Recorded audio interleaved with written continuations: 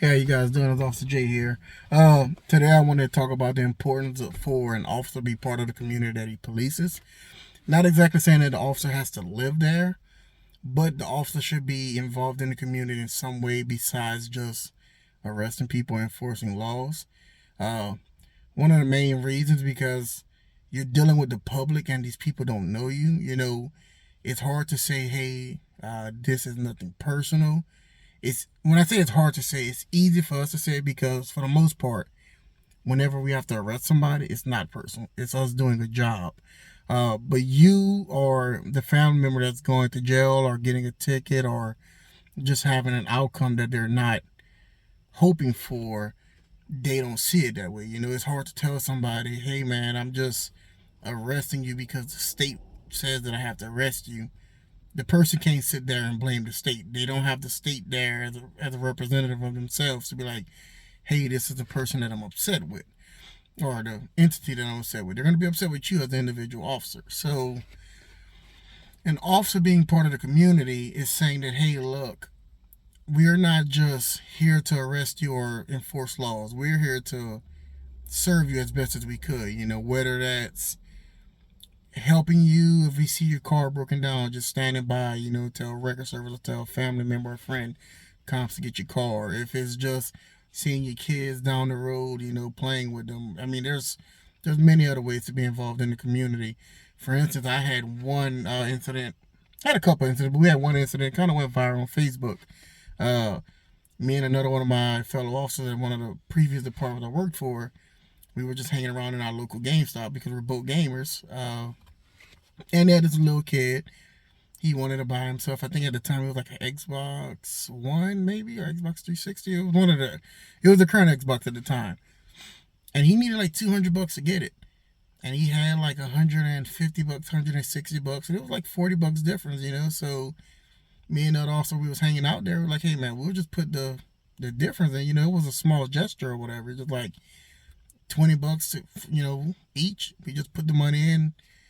And the kid's mom was like, "Oh, thank you," because she didn't have the money for it either. So it was small to us, but to them, it was a huge thing. $40 to them was a big thing, and I mean, I get it. As somebody that couldn't always get what they wanted at the time that they wanted, for an officer, for somebody that you view as somebody who's just coming there to enforce a job. I mean, enforce like rules on a job. You don't expect for officers to be like, "Hey, here at GameStop, they were going to give me $40 out of their own pocket to buy my kid, a game console, a video game console." So the mother took a picture, and she made a nice little post. She tagged us all in and she shared it around. So yeah, for a few months, people was coming up to us like, "Hey man, that was a real good thing that you did." It's like, we didn't do it for the publicity. I mean, that was just a byproduct of doing what we felt was right. But that goes back to the whole community policing thing, being part of that community because you have to be part of that community to care in a way. You come here to do a job, but when you genuinely care about the community as well, you can perform your job at a better rate. Whenever your local store gets robbed, instead of just looking at it as another number, like, okay, this store just got stolen from. Now you're looking at it as, no, Josh or whatever the store owner name just got robbed, and Kim, who's the cashier. You don't want to make it too personal, but you have a little attachment to it. But yeah, and then when you're part of the community actually respects you a little bit more. They're also willing to help you out in certain cases, like such as just a random officer. Some people might not want to go and talk to this random officer and give them information that could be pertinent to solving a case, but if they know you on a personal level, at least a semi-personal level, be like, hey, that's Officer J. Some people start referring to me as Officer J even though they know my real name. But some people have started like, hey, that's Officer J. I'm gonna go talk to him. They're probably not willing to, write a statement or put something on paper, but they're willing to talk to me, at least give me a starting point. And then I can be like, hey, look, I can't use this as in far as conviction or enforcement, but I can be like, it's a starting point, and then I can use this to get the information that I can use to people that are willing to put something on paper. But that's just the basics of like, enforcing laws. It's also just to be it's also nice just to be a part of the community. just for the sake of being a part of the community, dealing with the kids, because at that point, that's when you start making positive influences, having those kids that see you and it's like, okay, this is the officer, like that person that you can go to and be like, hey, I just want to tell you about my day. And you can talk to these kids and you show them that it's more than just, arresting and putting people behind bars, We have this joke in law enforcement, especially like in the police academies.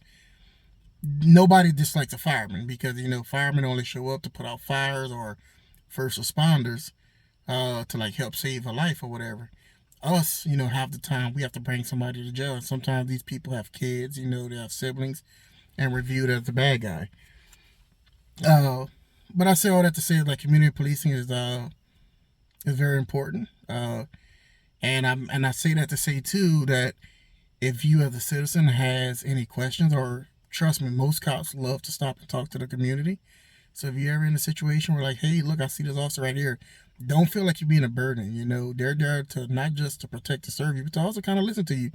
Because at the end of the day, we end up having to be priests, counselors, teachers, tutors, marriage counselors. There's been many calls where I go on and I have to sit there and act as a buffer between husband and wife. Like nobody's going to jail, but for whatever reason they're arguing and they just cannot get along. And I'm sitting there as a marriage counselor, or my best attempt as a marriage counselor. I said that happens more than you would expect.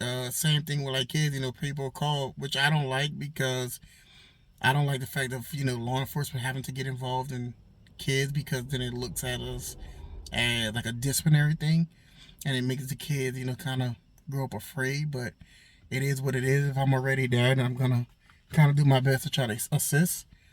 But like I'm saying though, just don't be afraid. If you see an officer, talk to him. Like, hey, tell him what's going on. Just get familiar with the officers that you have in your community. Like I said, just knowing them on that personal level or that semi-personal level goes a long way.